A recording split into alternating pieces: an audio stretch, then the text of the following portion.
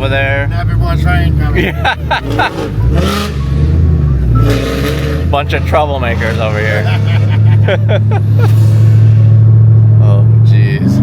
Oh my goodness. Dude, this thing sounds so good too. Yeah, it's just chilling.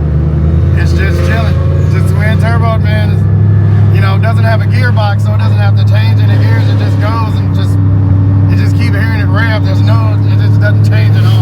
Wow. It kills everything I know about any engine. I have no idea how this works, but it works. Wizardry. Fancy seeing you here. Fancy seeing you here, friend. What's going on with this? So this is a brand new RTR Spec 5D that we just built for T-Pain.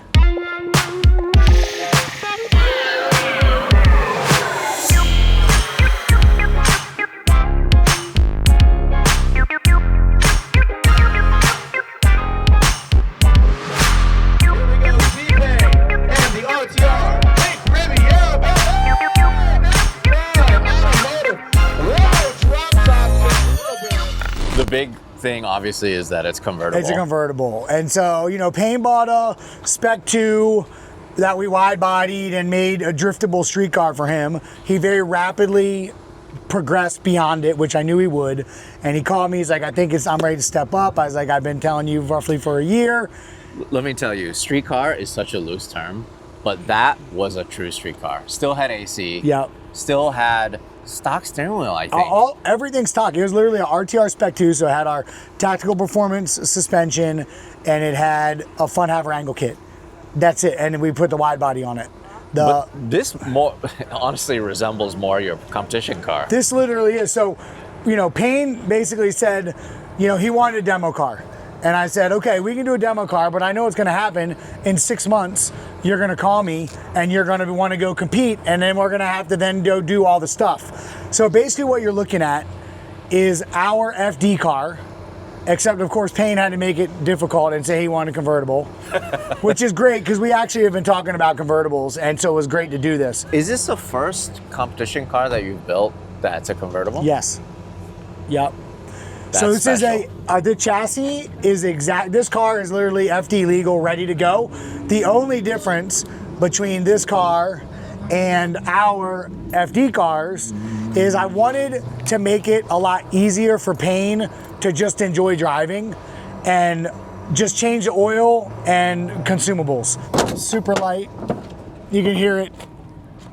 So basically it's a Coyote with a Whipple, and then it's got a Tremec 6-speed T56 Magnum, which is a synchro transmission, so you don't have to tear it apart as much as you do, or really ever, unless you cross a gear. So the maintenance of this car will literally be keep fuel in it, keep the oil in it, and rock and roll. So this is like a cross between your pro car and maybe some of the demonstration cars that you have. The demo we run the Vortec, and we put a Whipple on this. The new Whipples are very efficient. Payne actually had a Whipple that he was gonna put on his current RTR, so he sent us this, and this is the first time we've built a car of this level with the Whipple, and we're very impressed with it. I mean, he was beating on it today, and the temperature stayed really, really good, which has been a problem in the past with Roots blowers. But he was, you know, it was awesome to see. You know, we don't sell all of our race car stuff. You know, we have very few around the world that are very strategic plays, usually supporting a Ford program like in the Middle East with Abdul Hadi. Now we have a program in Australia. We have Fangadan in New Zealand. Payne and us have become good friends, and he's a great supporter of the brand, and I want him in the right stuff. And so this is the full-blown deal. This is so crazy. I love it. And it's also really his style too, right? It's a mix between your style, you know, you guys have that iconic look, the front end, the lights, all that, but it being convertible and then everything else, the colorway, everything. Yeah, and that's what it was. Like, I felt Payne can pull off the convertible. Yes. You know? Yes. And our guys put so much passion in this car. You can hear it crumpling. They put, you know, this is like a new lighter weight carbon we did. Yeah, because you guys make this in-house. Yeah, it's all in-house, We had a this chance whole to body. see all of this stuff, all of the manufacturing in-house. But like the little details the guys did, like I don't have carbon circle, pin protectors on my car. I'm like, guys, but they knew it was for paint. Pulled out and all the stops and for paint. my man shows up in the Koenigsegg. We gotta compete. But one thing I wanted to see if you noticed, did you notice this in the livery? So that's a map of Tallahassee, where Payne's from. So Hayden, who designed the livery, I'm like, what is that map? He's like, man, it's Tallahassee. I'm like, oh, Payne's gonna love Dude, that. That is so cool. It's printed on clear vinyl, and then you can see the carbon coming through it. That is amazing. Yeah, so he did that, and then we had the Speedster hump. So no one makes anything like this. And once we started cutting the car, I was like, man, it's not gonna look good flat. So we got, we made these humps. These are, just full custom in-house design. We 3D printed the mold, and then made these. Full on rear radiator setup too. Yeah, man. It's full pro car. So where does it get the air if it's Funny not? you should ask. Funny you should ask. Look right here, bud. So No. those vents. Yeah. Hey, so your head is part of the cooling system. It's part of the cooling It has to system. go around your big head. All the sweat. Yeah. And it cools him off too. It's perfect to cool him off. yeah. All the sweat and stank. just So it's got right full fire suppression. No way. That is so cool. Okay. I was wondering about that. That is really cool. Okay, so then full on quick change. Yeah, all of it. All of our billet control arms, all the adjustment in the rear subframe. I mean, just to give you an idea, this subframe alone is 100 hours. Can we take a look at underneath Yeah. here? Yeah, the subframe alone, just to get ready for our suspensions, 100 hours. Like all the reinforcement, all the winter stuff.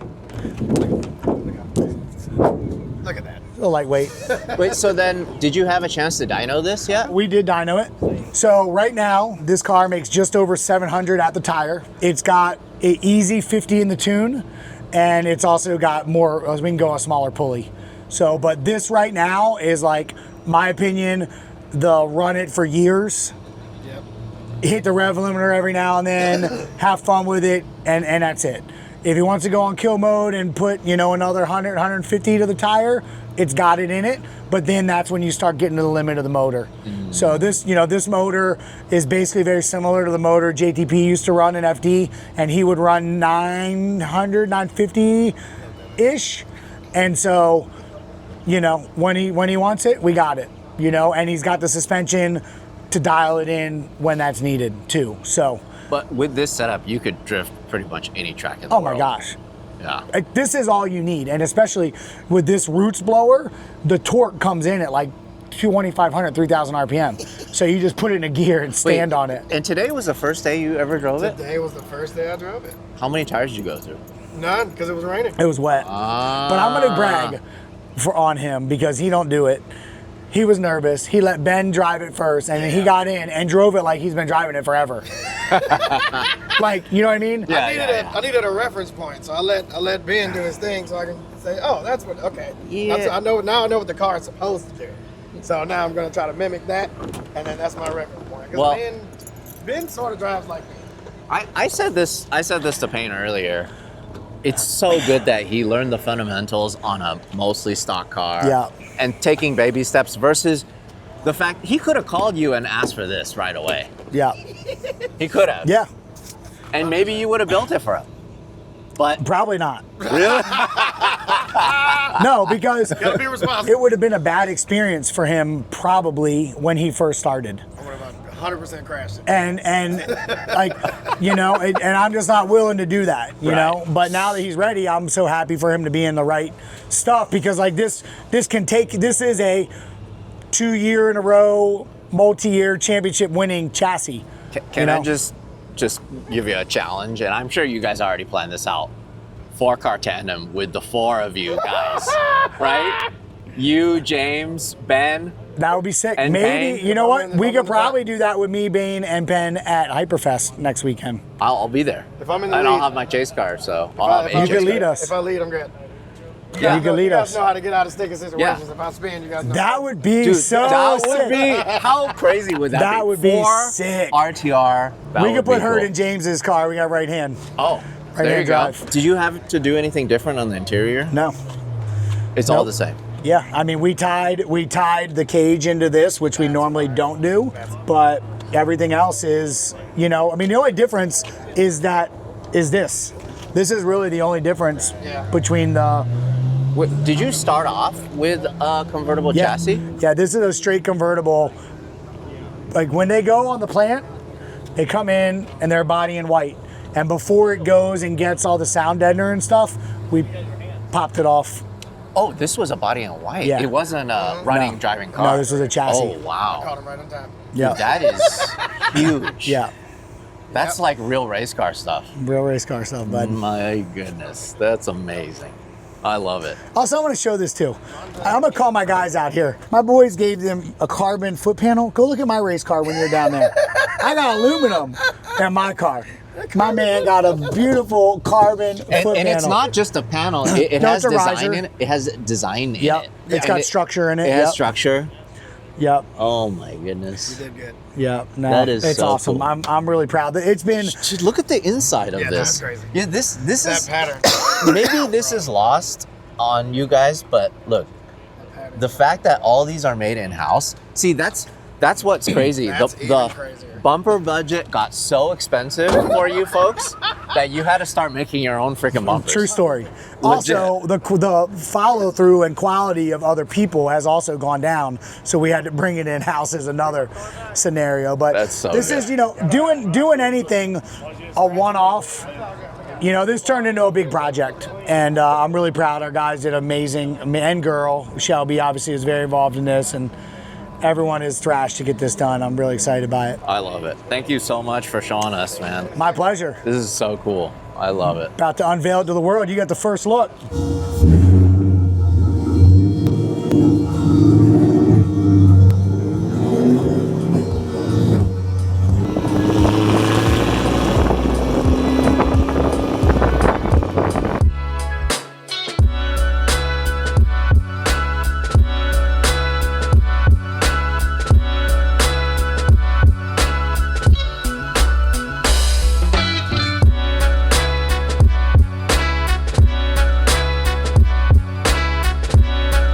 Look what I found. So, What's up? for the past couple years, you've gone to every one of my meets here. Yeah, man. You gotta stay committed to the photography and videography bros. So I also love the fact that you're really holding down the fort here in Atlanta with Oh. content. I'm trying. There's plenty of people here doing it though. man. You do travel all over, but Yeah. I love the fact that you're covering local culture here, local builds, and you're also tied into the community pretty But deep yeah, here. I've almost been here a decade now. It's been wild. But, you know, living up here with Road Atlanta and Atlanta Motorsports Park, there's just so much motorsport opportunity here, Yeah. right? There's always something. So let's check out your blue. Of course, Yeah. it's blue. S chassis. Shocker, right? Shocker. All right, so this is a long-term project. 10 years, yeah. I should have known better. Should have bought a better example. It was basically a barn find when I first got it. I had rust under it, and I had no skill to fix it, but we got it done. But now, new motor, new ECU, new wiring harness, new body harness too. And it's hard to find those, Oh, you know. gotta love that. Oh yeah. Yeah, because you know, my 13 Mustang, a lot of people knew me for it was called Smurf. They were like, oh, SX, Smurf X, okay, cool, nifty, you know. And then we actually just put a bunch of drift stuff on it from GK Tech. Okay. Yeah, 'cause- I really like. I have the same e-brake setup. Yeah, in my car. it originally was just a street car to drive around. Like when I first did the build, everyone's like, so David, what's the car for? I'm like, I just wanted a nice 240 to drive around. Yeah. And after that, after a while, after being so frustrated, I was like, you know what? I'm gonna fix it and then I'm gonna drift it. I'm So, really yeah. surprised at how complete the interior is. It's so Yeah, you know, that's the nice. first thing. Yeah, you know, there's little things here and there I gotta fix, but Right. other than that, it's been great. That's the number one thing people see when they get in it, is the interior. Can we take a look at the engine bay? Yeah, of course. It's my favorite part. So, just to give you guys some context, a lot of the Formula Drift cars have come already, including, of course, the RTR cars are going to park next to T-Pain's car. We're going to reveal that at 7:30. Right now, the meet just started, so we got a lot of cars coming in. All right. Yeah, it's the good stuff. 2JZ, no Yeah, yeah, and the big old single. yeah, it's actually pretty small for a Garrett. It's a 3071, so it spools up really, really fast. And just switched to 85, and it runs a lot cooler, runs a lot better, honestly. Dude, and this yeah. has got to be such a good street car. Yeah. also Yeah. being so much lighter than a Mark IV? Oh, it's crazy. A long time ago, a friend of mine had a 800 horsepower Supra, and this was still on 93, so it made like 500 wheel, and it wasn't even a contest. Like, we were goofing off the whole time. It was awesome. Yeah, he came by me at who knows what speed, but this thing stayed ahead almost the whole time. It did 153.5 mile back when I did that a long time ago. So then, and then how much power is this setup making? Oh, right now it's like 600, but just leave it alone. But how do you keep the traction It at all? doesn't. Yeah. Well, the mentality was I used to have Michelin Super Sports on it, and it didn't have the GK Tech angle on it, so it was a lot easier to drive on the street because I was just driving around, right? In a straight line, it would dead hook and go to the point that I was snapping axles. But then I went drifting in it my first time, and I had the same set of tires, and it immediately snapped the axle. So I just went to a more of a all-season tire for drifting. So it's a lot less stressful on everything, for sure. Yeah. Cool. Well, thanks for Pretty sweet. bringing it. Oh yeah, I know. I'm stoked. It's weird to see it in the wild because it's been sitting on jack stands for who knows how long. So Always it's great. good to see you. Thanks, man. As always.